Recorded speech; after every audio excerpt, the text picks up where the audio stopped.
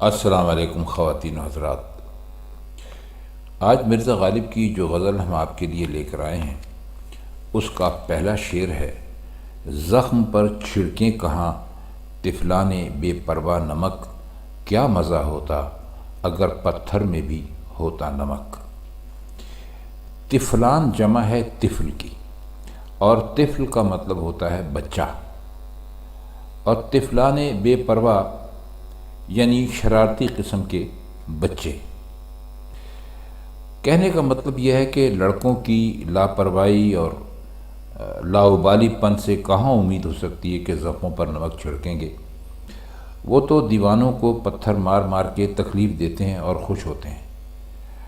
تو کہتے ہیں کہ کاش پتھروں میں بھی نمک ہوتا، لڑکے مجھے پتھر مارتے اور خوش ہوتے، اور اس تکلیف کے علاوہ زخموں کے لیے نمک کا انتظام بھی ہو جاتا اور خوب لطف رہتا۔ دیکھیے کیسی عجیب و غریب بات کی ہے۔ عاشق اپنے آپ کو دیوانے پن میں یا وحشت میں اس حد تک پہنچا چکا ہے کہ وہ پتھروں سے لگنے والی چوٹ اور ان سے بننے والے زخم اس پر تو خوش ہے ہی، لیکن چاہتا ہے کہ انہیں مزید تکلیف دہ بنائے اور زخموں پر نمک بھی چھڑکے، اور نمک کا انتظام ایسا ہو کہ لڑکے جو اسے پتھر ماریں ان میں نمک شامل ہو، یعنی زخم بنتے ہی اس پر نمک چھڑکنے کا خود بخود بندوبست ہو جائے۔ غالب کی طرح اور بھی بہت سارے شعراء ہیں کہ جنہوں نے یہ نمک چھڑکنے والی بات کی، اور ویسے بھی یہ آپ نے سنا ہوگا، یہ اردو کا ایک محاورہ ہے، زخموں پر نمک چھڑکنا۔ اس کا مطلب ہوتا ہے کہ تکلیف میں اور زیادہ تکلیف کسی کو دینا، تو اس کو زخموں پر نمک چھڑکنے کا انہوں نے مترادف قرار دیا ہے۔ اگلا شعر ہے: گرد راہ یار ہے سامان ناز زخم دل، ورنہ ہوتا ہے جہاں میں کس قدر پیدا نمک۔ گرد راہ یار کا مطلب ہے کہ جو محبوب جب چلتا ہے جس راستے پر، اس سے جو دھول اڑتی ہے اس کو گرد راہ یار کہا۔ ہم آپ کو یہ بتا دیں، اکثر آپ نے شعروں میں یہ پڑھا ہوگا گرد راہ یار یا راستے کی گرد وغیرہ۔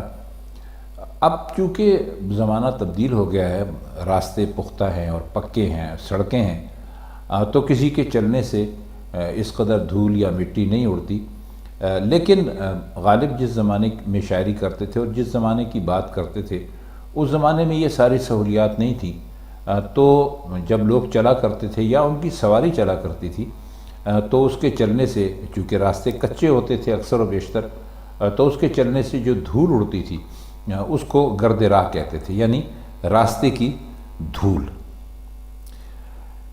شعر کا مطلب یہ ہے کہ زخم دل کے لیے فخر اور ناز کا سامان محبوب کے راستے کی گرد ہے، یعنی اسی گرد سے زخموں کو نمک کا مزہ مل سکتا ہے یا اسی سے وہ بھر سکتے ہیں، ورنہ دنیا میں آج تک اتنا نمک کہاں پیدا ہوتا ہے کہ زخم دل کے لیے اپنے ذوق اور شوق کے مطابق، یعنی اپنی لذت کے مطابق اور زخموں کے بھرنے کے لیے جو ہے وہ نمک جو ہے وہ استعمال ہو سکے۔ تو وہ کہتے ہیں کہ بس ہمارا محبوب جس راستے پہ چلتا ہے اور اس سے جو گرد اڑتی ہے اسی میں ہمارے زخموں کا سارا جو علاج ہے وہ چھپا ہوا ہے۔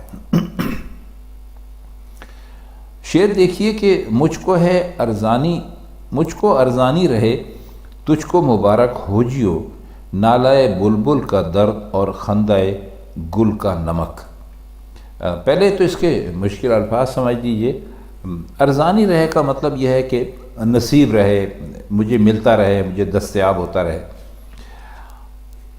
ہو جیو کا مطلب ہے ہو، جیسے ہم آج کل کہتے ہیں نا کہ بھئی تجھے مبارک ہو یا آپ کو مبارک ہو، تو ہو جیو انہوں نے اس لیے استعمال کیا۔ اور نالائے بلبل کا مطلب ہے کہ بلبل کے رونے کی آواز، اور خندہ گل کا مطلب ہے پھولوں کے ہنسنے کا نظارہ۔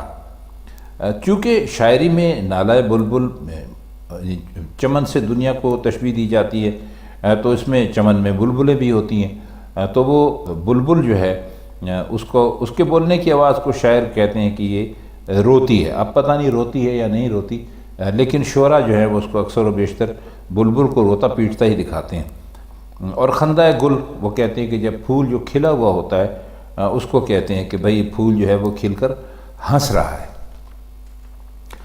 اب شعر میں جو یعنی پہلے مصرے کے پہلے ٹکڑے کا تعلق دوسرے مصرے کے پہلے ٹکڑے سے، آپ سمجھ رہے ہیں نا میری بات، اور پہلے مصرے کے دوسرے کا دوسرے مصرے کے دوسرے سے، مطلب یہ کہ مجھے نالہ بلبل کا درد نصیب ہے، اور میرے لیے یہی مناسب ہے کہ اسی کو زندگی کا اپنی حاصل سمجھوں۔ اور پھر محبوب سے مخاطب ہو کے کہتے ہیں کہ اے محبوب تجھے خندہ گل کا نمک مبارک ہو۔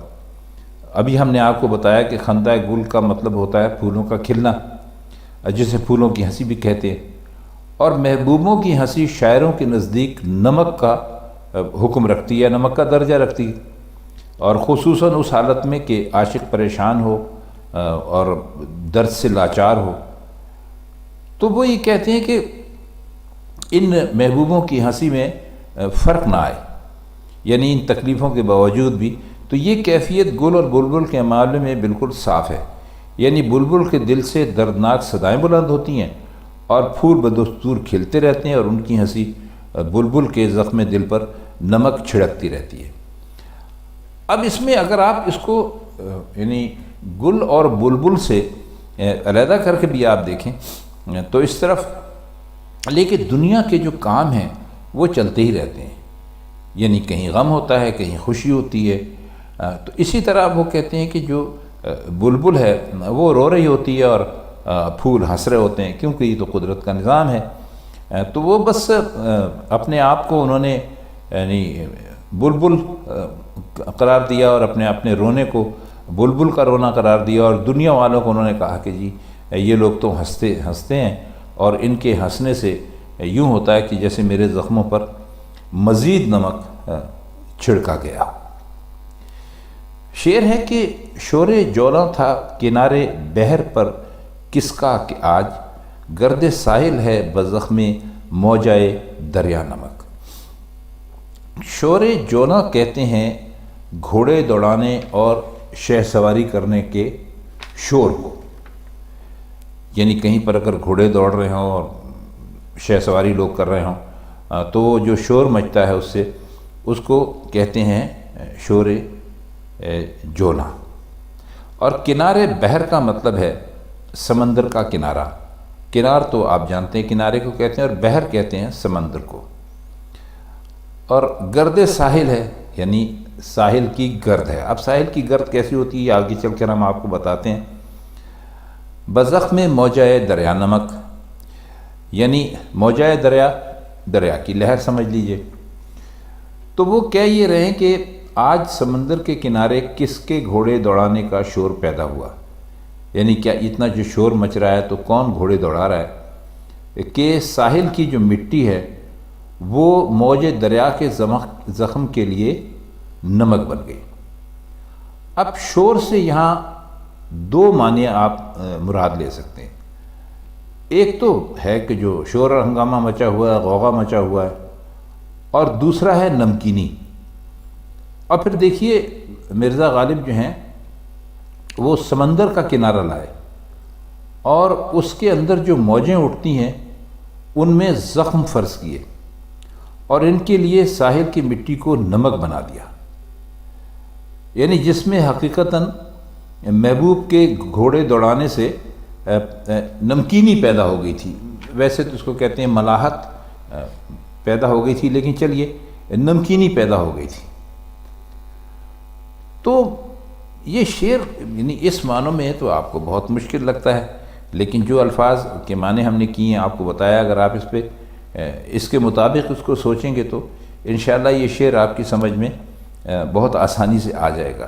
بس آپ کو مشکل الفاظ کے معنی کا علم ہونا چاہیے، اور تھوڑی سی جو ہم نے ابھی آپ کو اس کا مطلب بتایا اس کو آپ تھوڑا سا ذہن میں رکھیں گے تو یہ جو بظاہر بہت ہی مشکل لگتا ہے شعر، انشاءاللہ بہت آسانی سے آپ کی سمجھ میں آ جائے گا۔ اگلا شعر ہے کہ داد دیتا ہے میرے زخم جگر کی واہ واہ، یاد کرتا ہے مجھے دیکھے ہے وہ جس جا نمک۔ داد دینا ہوتا ہے کسی کو شاباشی دینا، اور جا کہتے ہیں جگہ کو، جس جا کا مطلب ہے جس جگہ۔ تو وہ کہہ رہے ہیں کہ میرا جو محبوب ہے، وہ کہتے ہیں واہ واہ، میرا محبوب جو ہے میرے زخموں کی، جو میرے جو جگر کے زخم ہیں ان کی خوب داد دیتا ہے، اور جہاں کہیں نمک دیکھتا ہے میں اسے یاد آ جاتا ہوں۔ اس کا ایک مطلب یہ ہے کہ وہ چاہتا ہے سارا نمک میرے زخم جگر کے لیے ہی وقف ہو جائے۔ دوسرے معنی یہ بھی ہو سکتے ہیں کہ یاد کرنے سے مراد بلا لینا چاہیے، یعنی محبوب کو جہاں نمک نظر آتا ہے وہ مجھے بلا لیتا ہے کہ میرے زخم جگر پر چھڑک دے اور اس میں بھر دے۔